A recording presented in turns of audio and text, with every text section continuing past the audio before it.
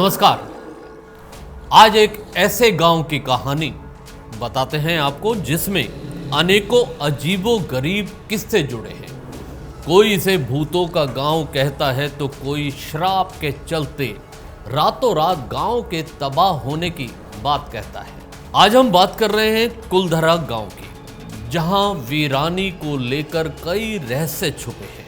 कुछ ऐसे रहस्य हैं जिन्हें आप जितना सुलझाने की कोशिश करेंगे उतना ही उलझते जाएंगे। राजस्थान के जैसलमेर जिले के कुलधरा गांव में ऐसे अनेकों रहस्य दफन हैं। यह गांव पिछले 200 सालों से वीरान है।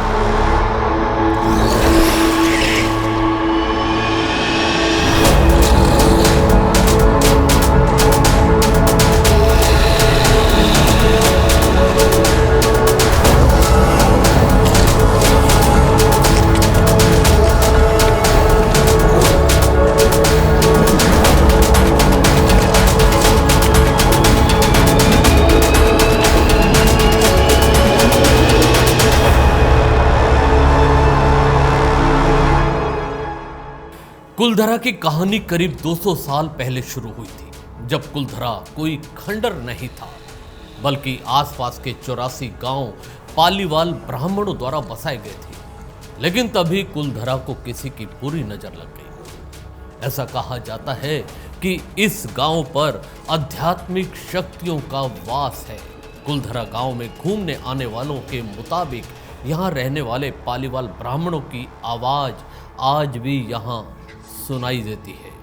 उन्हें हमेशा ऐसा महसूस होता है कि कोई वहां घूम रहा है। बाजार की आवाजें, महिलाओं की चहचहाट और उनकी चूड़ियों और उनकी पायलों की आवाज अक्सर सुनाई देती है। यहाँ रात के समय इस गेट को पार करने की कोई हिम्मत नहीं करता।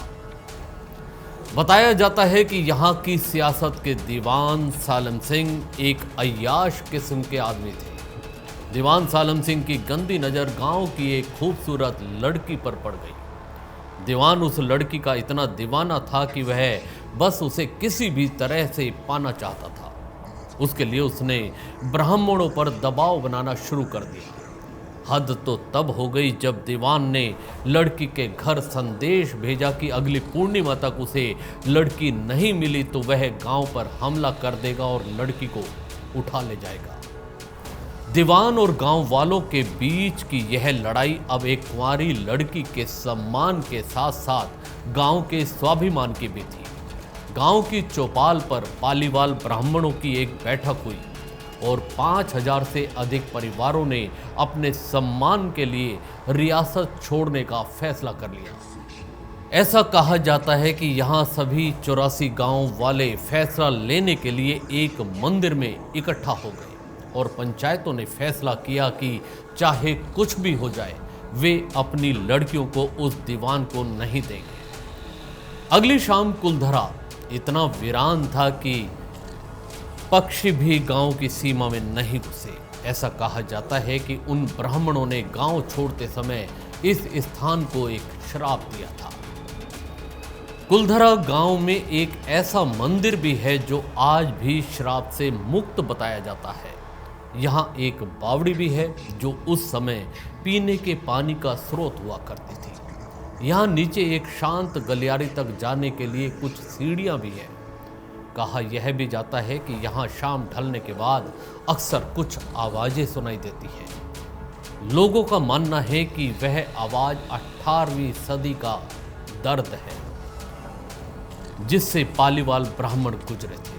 गांव में कुछ घर ऐसे हैं जहां अक्सर रहस्यमयी परछाइयां भी नजर आती हैं। दिन के उजाले में सब कुछ इतिहास की कहानी जैसा लगता है, लेकिन शाम होते ही कुलधरा के दरवाजे बंद हो जाते हैं और आध्यात्मिक शक्तियों की एक रहस्यमय दुनिया सामने आती है। लोगों का कहना है कि रात के समय जो भी यहाँ आया वह हादसे का शिकार हो गया।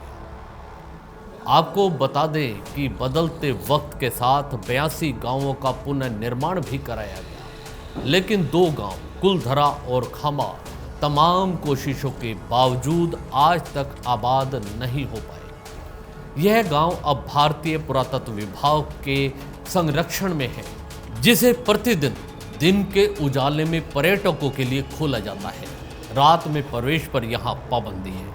यह कुछ कहानियाँ इस गांव से जुड़ी है। हमारा उद्देश्य किसी तरह के अंधविश्वास को फैलाना नहीं है, लेकिन कुछ किंवदंतियों को आप तक जानकारी हेतु साझा करना है।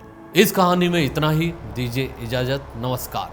चैनल को भी सब्सक्राइब करना ना भूलें। धन्यवाद।